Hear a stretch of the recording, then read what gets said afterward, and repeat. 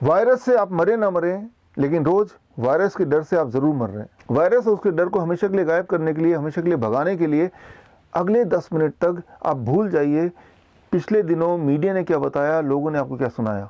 हम बात करेंगे सिर्फ साइंस की। साइंस में क्या जवाब है। 1920 से लेके 2020 के बीच में पिछले 100 साल में जितने भी रिसर्च पेपर आए हैं, उनमें से 167 रिसर्च पेपर जो रेलेवेंट थे, जिनमें मैंने इन सवालों के जवाब ढूंढे। अभी जो माहौल चल रहा है उसका जवाब मैंने जानने की कोशिश की। अगले 10 मिनट में मैं एक निचोड़ उसका आपके सामने पेश करूंगा, एंड आई एम श्योर उसके बाद आपकी आंखों के आगे क्लैरिटी आ जाएगी, आपको दूर तक दिखेगा और हमेशा के लिए वायरस या उसके डर दिमाग से भाग जाएगा।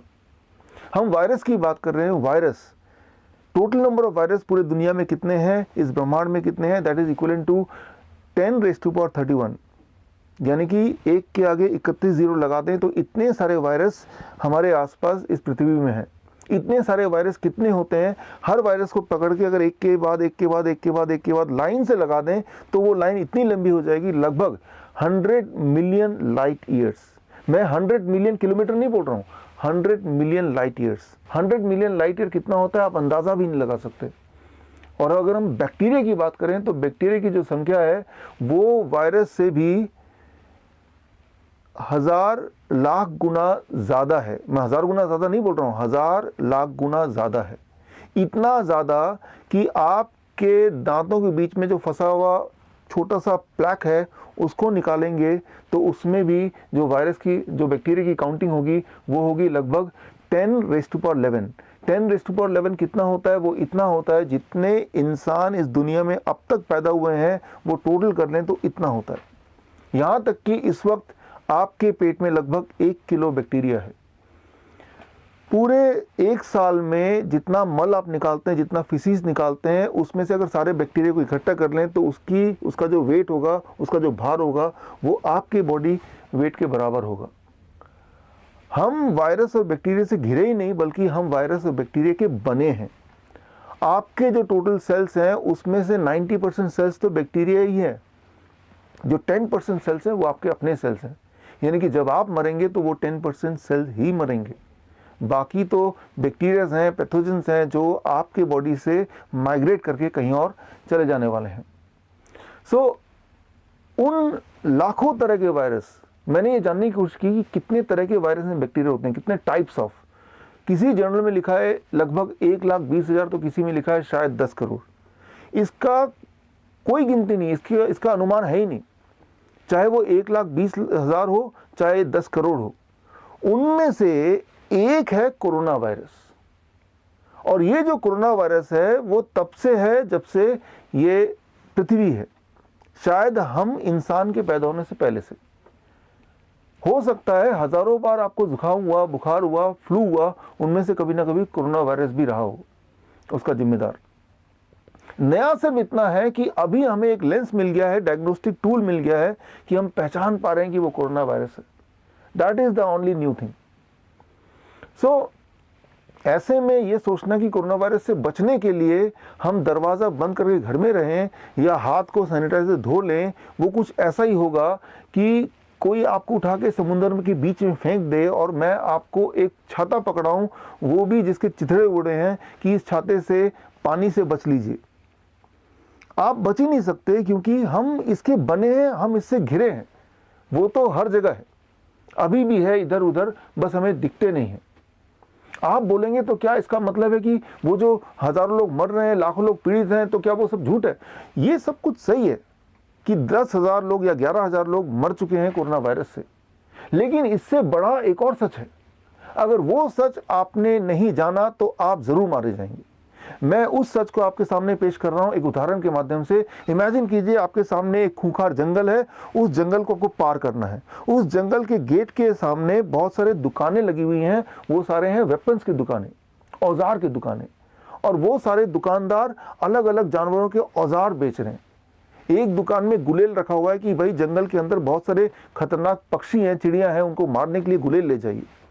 एक दुकानदार भालू के लिए कोई चाकू बेच रहा है कि ये चाकू से भालू मर जाएंगे या भाग जाएंगे, ये भी खरीद लीजिए।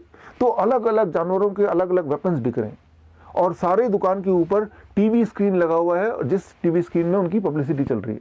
लेकिन उनमें से जो बंदर वाले दुकान का जो टीवी स्क्रीन है, बंदर वाले दुकान में डंडे मिल रहे हैं। ये डंडा ले जाइए, जंगल में बहुत सारे खतरनाक बंदर हैं जो आपके मोबाइल फोन को छीन सकते हैं, आपके कपड़ों को फाड़ सकते हैं, आपको मार सकते हैं थप्पड़, या आपको इवन मार डाल सकते हैं।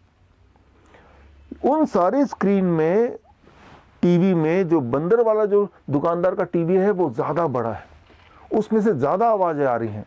आपका सारा ध्यान बंदर से बचने पे है।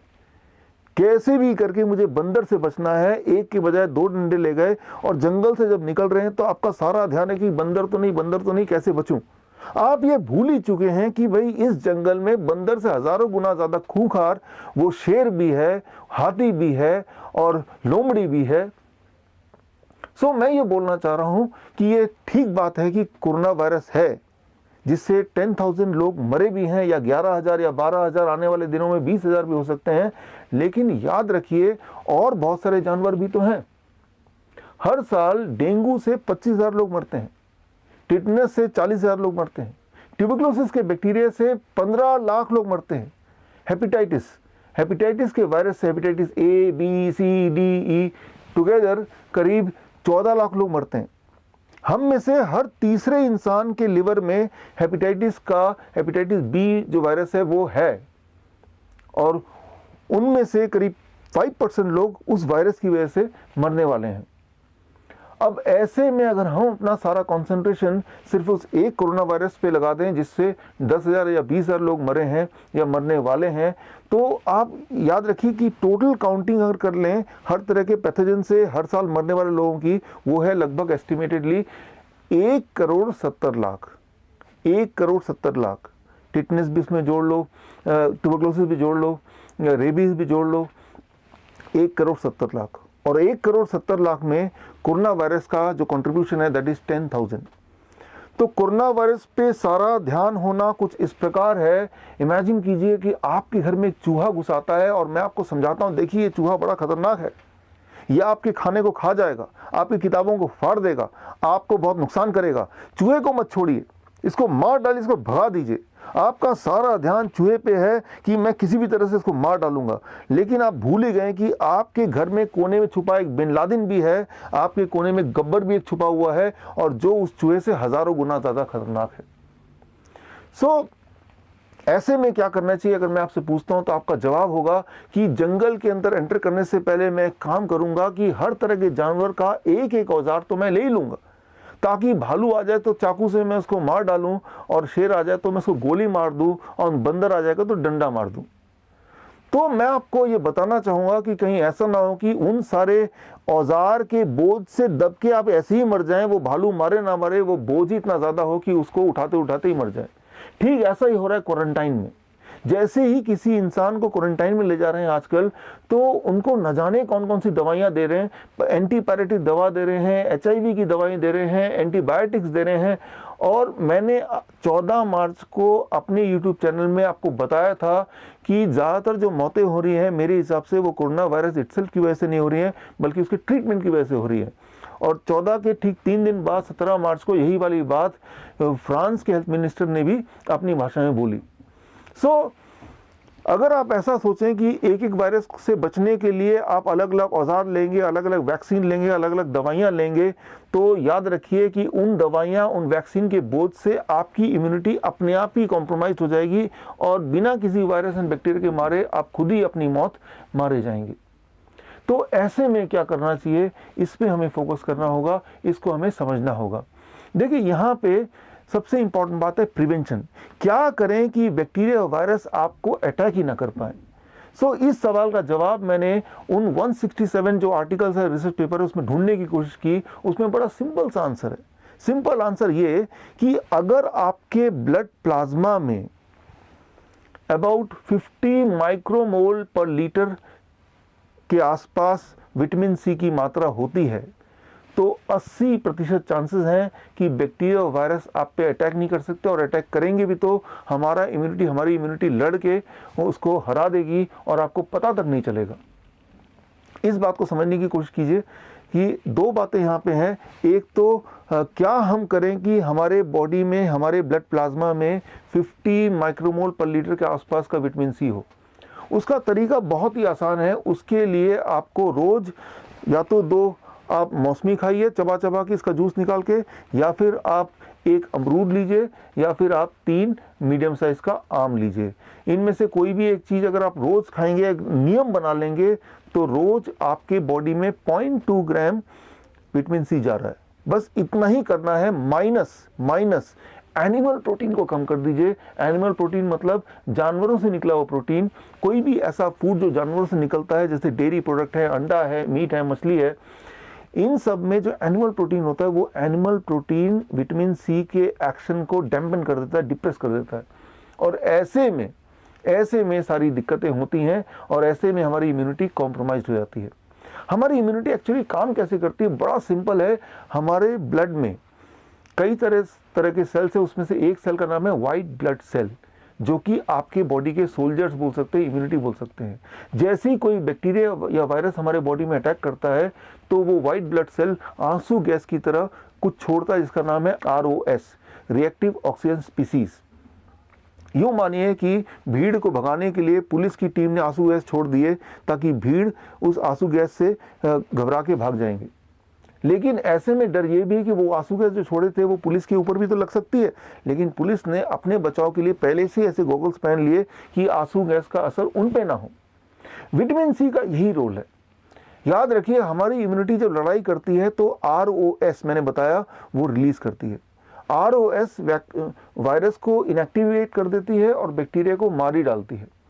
लेकिन वो ROS इतना डेंजरस है कि वो हमारे सेल्स को भी अटैक करती है और हमारे सेल्स भी मर सकते हैं।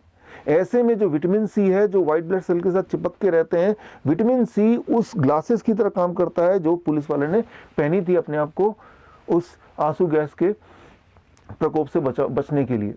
सो विटामिन सी की मात्रा अगर आपके ब्लड में ऑप्टिमम रहती है तो 80% चांसेस हैं कि बैक्टीरियल एंड वायरल अटैक से आप बच सकते हैं, या वो अटैक हो भी जाएगा तो आपको पता भी नहीं चलेगा। हो सकता है कि इस वक्त भी मेरे बॉडी में वो बैक्टीरिया या और वायरस के साथ हमारी इम्यूनिटी की लड़ाई हो रही हो और हमें पता भी नहीं, जैसा कि अक्सर होता आया है। सो 80% चांसेस आपके बचाव का हो जाएगा। लेकिन इसके बावजूद भी 20% चांसेस हैं कि आप बीमार भी पड़ जाएं। सो यहाँ पे 2 तरह की बीमारी होती है इन्फेक्शियस डिजीज से। एक तो बोलते हैं क्रॉनिक इलनेस। क्रॉनिक इलनेस मतलब बैक्टीरिया या वायरस आपके बॉडी में लंबे समय से रह रहा है। ट्यूबरक्लोसिस का बैक्टीरिया हो गया, हेपेटाइटिस का वायरस हो गया, या फिर HIV जैसे बोलते हैं। HIV का अलग खेल है, कभी और बताऊंगा। लेकिन these are called chronic illness, लंबे समय तक। उसके लिए स्ट्रैटेजी अलग है। और एक होता है एक्यूट इलनेस, जैसे कोरोना का वायरस अभी आया, थोड़े दिनों में चला जाएगा, या फिर टिटनेस, या फिर रेबीज, या फिर डेंगू, या फिर चिकनगुनिया, या फिर H1N1। ये बोलेंगे एक्यूट इलनेस। एक्यूट इलनेस में क्या करना है? एक्यूट इलनेस में जो रिसर्च पेपर मुझे मिला, उसका सिर्फ एक ही हथियार है। वो हथियार है कि जिस दिन पहला साइन मिले कि आप बीमार पड़ गए हैं, फ्लू लाइक सिम्टम हो, उस दिन आपके खाने में, आपका फूड इनटेक में विटामिन सी की मात्रा बढ़ा के कर देना है 6 ग्राम पर डे। 6 ग्राम पर डे विटामिन सी। आप बोलेंगे मैं टैबलेट ले लूँ 6 ग्राम विटामिन सी? नहीं, टैबलेट लेंगे तो उल्टा असर होगा। क्यों उल्टा असर होगा? ये सवाल का जवाब आप रिसर्च पेपर में पढ़ सकते हैं, जो इस लिंक में जाके देख सकते हैं। लेकिन आपको फ्रूट्स एंड वेजिटेबल के माध्यम से ही विटामिन सी लेना है। सो कितना? लगभग 6 grams per day, 6 grams to 8 gram, depending on कि आपकी बॉडी वेट कितनी है। अच्छा, 6 ग्राम विटामिन सी हर दिन लेने के लिए या पहले दिन लेने के लिए कितना क्वांटिटी ऑफ फ्रूट लेना पड़ेगा? ये देखिए, ये है 25 मौसमी, 3 ग्राम इसमें विटामिन सी है, 3 ग्राम ओनली, और ये है 25 और मौसमी।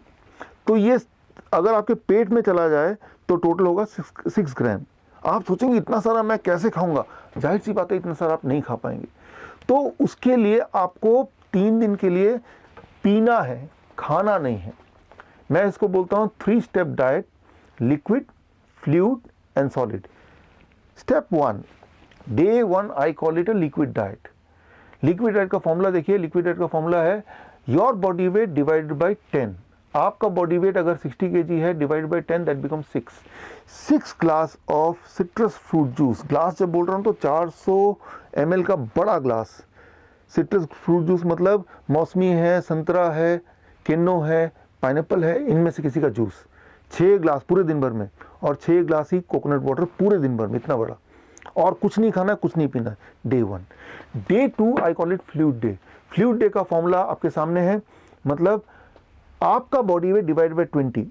मान लीजिए आपका बॉडी वेट 60 है, divide by 20 that becomes 3 glass of citrus fruit juice, fresh fruit juice and 3 glass of coconut water, plus आपका बॉडी वेट इंटू 5।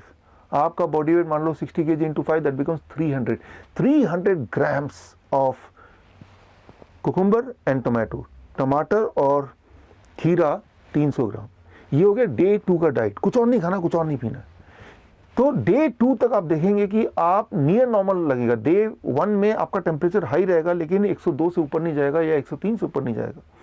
डे 2 में आपका टेम्परेचर थोड़ा और घटेगा, लेकिन फीवर जो सिम्टम है वो भी थोड़ा हल्का होगा, आपको ठीक लगने लगेगा। Day 3 I call it solid diet. Day 3 में 12 बजे तक का प्रिंसिपल है, आप देखिए स्क्रीन पे, 60 kg आपका बॉडी वेट डिवाइड बाय 30। आपका बॉडी वेट मान लो 60 kg divide by 30 that becomes 2 glasses of citrus fruit juice and 2 glasses of coconut water. ये 12 बजे तक लेना है। और उसके बाद लंच में वही जो कल वाला फॉर्मूला था खीरा टमाटर का, 300 ग्राम खीरा टमाटर खा लेना है। डिनर नॉर्मल डिनर होगा, homely cooked vegetarian food with less oil and less salt. Dinner तक आप ठीक हो चुके होंगे। तो ये मैं बात कर रहा हूँ किसी भी तरह का एक्यूट इलनेस के लिए। वो कोरोना नाम हो उसका, वो नाम डेंगू हो, उसका नाम चिकनगुनिया हो, उसका नाम H1N1 हो, उसका कुछ भी नाम हो सकता है। Just follow this 3 step for 3 days. चौथे दिन आप बिल्कुल फिट हैं अपने सारे काम करने के लिए। देखिए ये जो फॉर्मूला है 2016 से मैं बताता आया हूँ कई बार। जब चिकनगुनिया आया था तब भी बताया था, H1N1 आया था तब भी मैंने इसी फॉर्मूले को रिपीट किया था। कोरोना आया तो ये फॉर्मूला रिपीट कर रहा हूँ, आगे कुछ और आएगा तब भी मैं यही फॉर्मूला बताऊंगा। फॉर्मूला बदलने नहीं वाला। आप में से लाखों लोगों ने इस फॉर्मूले को पिछले 4 साल में यूज़ किया है। जिन लोगों को फ़ायदा हुआ, जिन्होंने यूज़ किया, अपना एक्सपीरियंस कमेंट में ज़रूर डालें ताकि वो एक्सपीरियंस पढ़ के बाकी लोग मोटिवेट हों। ये बड़ा सिंपल 3 स्टेप है। इंपॉर्टेंट ये नहीं कि कौन सा बैक्टीरिया कौन सा वायरस बॉडी में, it is not important at all. जो भी बैक्टीरिया जो भी वायरस है, आपको सिर्फ इतना करना है, अपने बॉडी में विटामिन सी का कंटेंट है उसको बढ़ा देना है, just for 3 days. So mineral balance, hydration and vitamin C, ये तीनों जब कंबाइन होते हैं तो हमारी बॉडी की शक्ति बढ़ जाती है और वो एकदम से किसी वायरस को, बैक्टीरिया को बॉडी से बाहर भगाने में वो समर्थ होते हैं। तो मैं बात कर रहा था एक्यूट इलनेस। अब मैं बात कर रहा हूँ क्रॉनिक इलनेस की। क्रॉनिक मतलब लंबे समय तक, ट्यूबरक्लोसिस हो गया, हेपेटाइटिस हो गया।